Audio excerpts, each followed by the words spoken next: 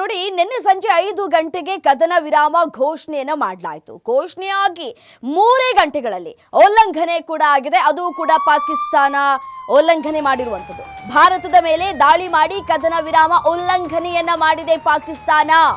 ಮತ್ತೆ ಕಾಲ್ ಕೆರೆದು ಸಮರಕ್ಕೆ ಇಳಿದಿದೆ ಪಾಪಿ ಪಾಕಿಸ್ತಾನ.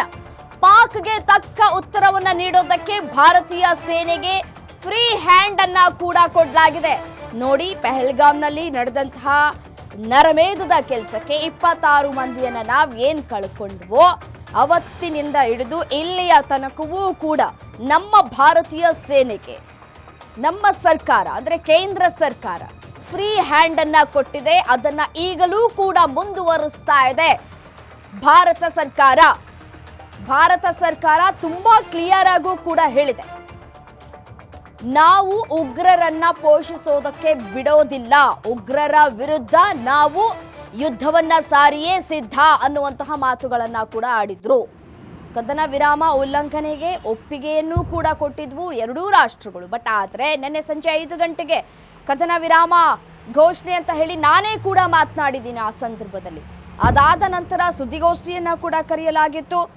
ಭಾರತ 6 ಗಂಟೆ 15 ನಿಮಿಷಕ್ಕೆ ನಿನ್ನೆ ಸಂಜೆ ಸುದ್ದಿಗೋಷ್ಠಿಯಲ್ಲಿ ಮಾತುಗಳನ್ನ ಕೂಡ ಆಡಿತ್ತು. ಅದಾದ ನಂತರ ನರಿ ಪಾಕಿಸ್ತಾನ, ಪಾಪಿ ಪಾಕಿಸ್ತಾನ ಕದನ ವಿರಾಮ ಉಲ್ಲಂಘನೆಯನ್ನ ಮಾಡಿದೆ, ಮತ್ತೆ ಅಟ್ಯಾಕ್ ಮಾಡುವಂತಹ ಕೆಲಸವನ್ನ ಕೂಡ ಮಾಡಿದೆ. ಹಾಗಾಗಿ ನಮ್ಮ ಭಾರತೀಯ ಸೇನೆ ಕೂಡ ಅದನ್ನ ಏನು ಡ್ರೋನ್ ದಾಳಿ ಆಯ್ತೋ ಅದನ್ನ ಹೊಡೆದು ಉರುಳಿಸುವಲ್ಲಿ ಯಶಸ್ವಿ ಕೂಡ ಆಗಿದೆ. ಭಾರತೀಯ ಸೇನೆಗೆ ಇದೀಗ ಫ್ರೀ ಹ್ಯಾಂಡ್ ಅನ್ನ ಕೂಡ ಕೊಡಲಾಗಿರುವಂಥದ್ದು. ನೋಡಿ, ರಾತ್ರಿಯ ದೃಶ್ಯಾವಳಿಗಳನ್ನ ಕೂಡ ಗಮನಿಸ್ತಾ ಇದ್ದೀರಿ.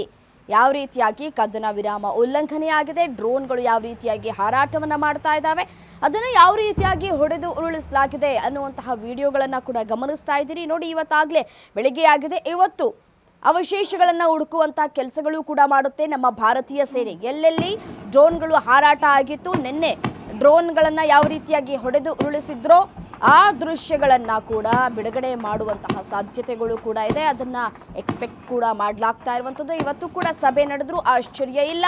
ಯಾವ ರೀತಿಯಾದಂತಹ ತೀರ್ಮಾನಗಳು ಕೂಡ ಕೈಗೊಳ್ಳಲಾಗುತ್ತೆ ಅನ್ನೋದನ್ನು ಕಾದು ನೋಡಬೇಕಾಗಿದೆ.